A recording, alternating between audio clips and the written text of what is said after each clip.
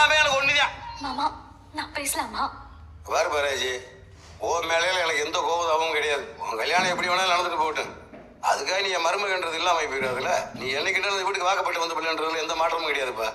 இங்க பாரு, நான் உங்ககிட்ட இனிமேல் உன் கல்யாண விஷயமா ஒரு வார்த்தை கூட கேட்க மாட்டேன். இங்க பாருப்பா, ஒத்தைக்கு மட்டும் வக்காலத்து வாங்கிட்டு என்கிட்ட வந்த, தயவு செய்து அன்னைக்கு கூட என்கிட்ட பேசாத. இப்படி எல்லாரும் வாயும் அடிச்சிட்டா என்ன அர்த்தம்ப்பா? இல்லை, நீ வாயை மூடிட்டு சும்மா இருந்து அர்த்தம். கோமதி, உன் மேல நான் பெரிய நம்பிக்கை வச்சிருந்தேன். ஞாபகம் இருக்கா?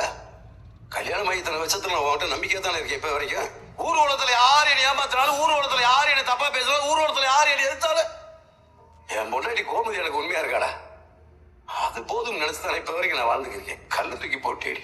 அப்படி எல்லாம் நீங்க பேசாதீங்க, என்னால தாங்க முடியல. ஏய் நிறுத்துறி. புருஷ பொண்டாட்டிக்குள்ள நம்பிக்கைன்ற விஷயம் உடஞ்சுட்டா உடஞ்ச கண்ணாடி மாதிரிதான் திரும்ப ஒட்ட வைக்கவே முடியாது. புருஷ பொண்டாட்டிக்குள்ள நம்பிக்கைன்ற விஷயம் உடஞ்சுட்டா உடஞ்ச கண்ணாடி மாதிரிதான் திரும்ப ஒட்ட வைக்கவே முடியாது. இனிமேல் இந்த விஷயத்துல எனக்கு எந்த விளக்கம் கொடுக்கவும் வேணாம், கொடுக்க தேவையும் இல்லை. எங்க நான் பண்ணது தப்புதாங்க, சரின்னு சொல்லல, என்ன மன்னிக்க கூடாதாங்க. நீ எந்த தப்பு செஞ்சிருந்தாலும் உன்னை நான் மன்னிச்சிருப்பேன். ஆனா இப்ப நீ செஞ்சிருக்க காரியத்தை